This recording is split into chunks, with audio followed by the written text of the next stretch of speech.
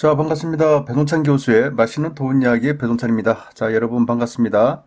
분양가 상한제보다 더 무서운 아래 공포. 아버지 어머니의 퇴직, 장사는 안 되고 아들은 아직도 일자리를 구하지 못하고 있고 딸은 공무원 시험 아직도 준비하고 있고 이런 시기에 그나마 버텨준 것이 바로 부동산 가격이었는데요. 이제 부동산도 한물 간 것 같은데 여기에 분양가 상한제까지 시행이 되니까 참 먹고 살기 어려운 시대가 된 것 같습니다. 그동안 부동산 투자로 인해서 좀 불로소득 아닌 불로소득까지 좀 없고 그랬는데 이제는 그러한 소득까지 좀 줄어들겠다는 느낌이 드시죠. 그러다 보니까 부동산 투자로 돈 좀 벌었던 분들 입장에서 본다면 정말로 먹고 살기 힘든 그런 시대가 도래된 것 같아요. 그렇죠, 여러분? 지금까지는 어떻게든 살아왔는데 앞으로 살아갈 길이 더 막막하다는 거죠. 여기에다가 이제 더 무서운 것이 다가온 것 같아요. 아니, 벌써 우리 주변에 요게 가까이 있는 것 같습니다. 그것은 바로 R의 공포라는 거죠. 여기서 말하는 R이라는 것은 리세션의 R을 의미합니다. 즉, 리세션의 의미는 경기 후퇴, 경기 침체를 의미하죠. 한 나라의 경제 활동이 수개월간 현저히 줄어드는 것을 의미합니다. 미국의 국채 금리를 놓고 본다면 장기채하고 단기채가 있는데요. 장기채는 10년 만기죠. 그러니까 10년이란 기간 동안 기다려야지 원금과 이자를 돌려받는 거 아니겠습니까? 그러다 보니까 10년이란 시간 동안 기다려야 된다. 위험이 크죠. 위험이 큰 만큼 여기에 따른 보상, 즉 금리가 높다는 거죠. 그리고 단기채가 있는데요. 단기채 중에서 2년 만기짜리는 위험이 그만큼 적죠. 위험이 적다 보니까 금리가 당연히 낮을 수밖에 없겠죠.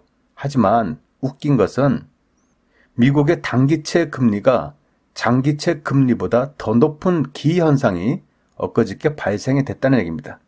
이처럼 단기채 금리가 더 높게 나타나는 이유, 그 이유는 무엇일까요? 그러한 이유는 미래의 투자 수익보다는 현재의 수익이 더 중시 여기겠다는 거죠. 즉, 지금보다 미래가 더 불안하다는 얘기입니다. 즉, 미래에는 불황이 될 가능성이 더 높다. 미래에는 이자를 못 받을 수도 있다. 그리고 가치가 더 하락할 수가 있다는 거죠. 따라서 현재가 더 중요하다. 현재 돈을 챙기자. 이런 의미에서 단기채의 금리가 장기채보다 더 많은 이러한 기현상이 발생이 된 거죠. 언론에 의한다면 이러한 장단기 금리 역전된 경우가 1955년 이후 거의 대부분이 2년 이내에 경기 침체가 발생하였다는 겁니다. 요게 중요한 거죠. 이렇게 단기채 금리가 역전 현상이 일어났다라는 순간 2년 이내에 경기 침체, 아래 공포가 다가왔다는 겁니다. 즉 1955년 이후 금리 역전 현상이 10번 발생이 됐는데요. 그 중에서 9번이 경기 침체가 실제적으로 발생됐다는 거예요. 2000년도 이후 사례를 놓고 본다면 2001년도 정보기술 버블, 즉 IT 거품이 터졌지 않습니까? 그리고 2007년도 서브프라임 사태, 요것 또한 마찬가지죠. 이러한 전 세계적인 금융위기가 도래되기 전에 미국의 장단기 금리 역전 현상이 일어났다는 거죠. 그러면 구체적인 아래 공포 진행을 한번 저희가 살펴보면요. 금융위기가 발생합니다. 즉 주가가 하락하고 금융이 경색되는 거죠. 그리고 실물 경기가 침체됩니다. 소비, 투자, 고용, 소득이 침체, 즉 감소가 된다는 얘기겠죠. 그 다음 부동산 침체가 뒤따라서 일어납니다. 담보 부실, 가격 하락이라는 사태가 발생이 되는 거죠. 이렇게 진행이 된다는 겁니다. 현재 전 세계적인 추세가 이런 식으로 흘러가고 있다는 거죠. 그래서 전 세계적으로 아래 공포에 떨고 있다라고 말씀을 들을 수 있다는 거죠. 자, 왼쪽에 있는 다우 지수를 보더라도 전 고점인 27,398포인트에서 오늘 새벽의 종가입니다. 25,886포인트니까 좀 하락세에 있다라고 보실 수가 있겠죠. 그리고 오른쪽에 있는 나스닥 지수를 살펴봐도 마찬가지예요. 정고점인 8,339포인트에서 오늘 새벽의 종가가 7,895이니까 요것 또한 하락을 했다라고 이렇게 볼 수가 있겠죠.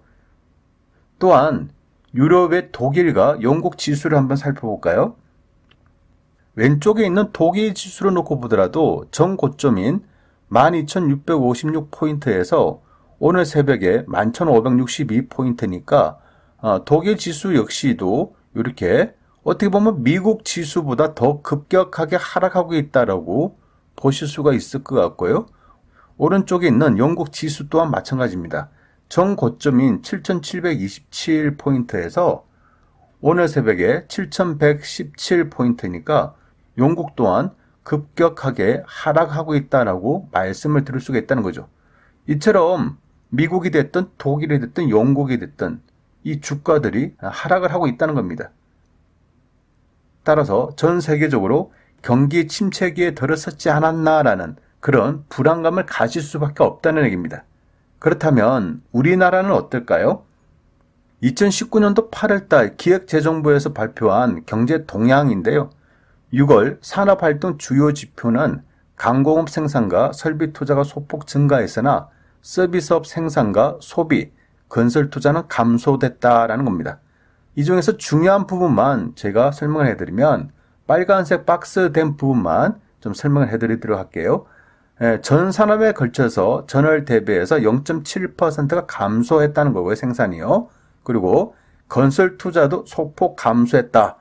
특히 수출은 반도체 업황 부진이 지속됐고 미국과 중국의 무역 분쟁 장기화 등 영향으로 7월 중 전년 동월 대비해서 11.0%가 감소했다는 거고 8개월 연속 감소. 이게 중요하죠. 8개월 연속 지금 수출이 감소되고 있다는 겁니다. 소비자 심리는 하락되고 있고요. 기업 심리 또한 실적과 전망 모두 하락세에 있다는 겁니다. 여기에다가 6월 경기 동행지수와 선행지수 모두 전월 대비해서 하락 중에 있다는 얘기입니다. 실업률은 3.9%로 전년 동월 대비 상승하고 있다는 얘기고요. 국내 금융시장은 8월 중 주가는 하락하고 환율은 상승되고 있다는 얘기죠. 여기서 중요한 부분 7월 주택시장은 주택 매매 가격과 전세 가격이 수도권, 지방 모두 하락하고 거래도 지속적으로 감소가 되고 있다는 얘기입니다. 2, 4분기 우리 경제는 생산이 완만하게 증가하였으나 수출 및 투자의 부진한 흐름이 지속적으로 이어지고 있으며 대외적으로는 글로벌 제조업 경기 등 세계 경제 성장세 둔화와 미국과 중국의 무역 갈등 심화 등 불확실성이 확대되고 있다는 거고요. 따라서 정부는 모든 정책 수단을 동원해서 투자, 수출, 소비 활성화 등 경제 활력 제고에 적극 뒷받침하겠다라는 거죠. 쉽게 말씀을 드리면 여러 가지 사항들이 다 안 좋게 나타나고 다 감소가 되고 있다라고 이렇게 나타나고 있죠. 따라서 정부는 이러한 위기를 이겨나기 위해서 정부는 적극적으로 노력을 기하겠다라는 거죠. 그래서 지금 시기에는 굉장히 힘든 시기다라는 것을 우리는 알 수가 있었고 정부 또한 그렇게 생각을 하고 있다는 얘기입니다.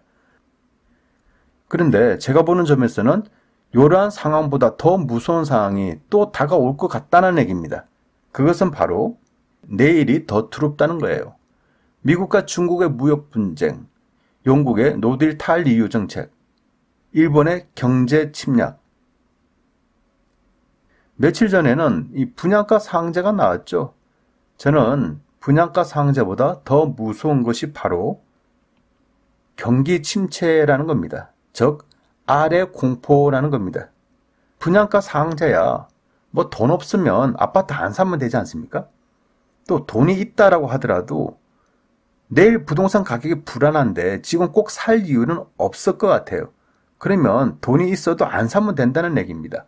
그래서 분양가 상한제하고 여러분 삶하고는 직접적인 관련이 좀 많지는 않다라고 말씀드릴 수도 있겠죠.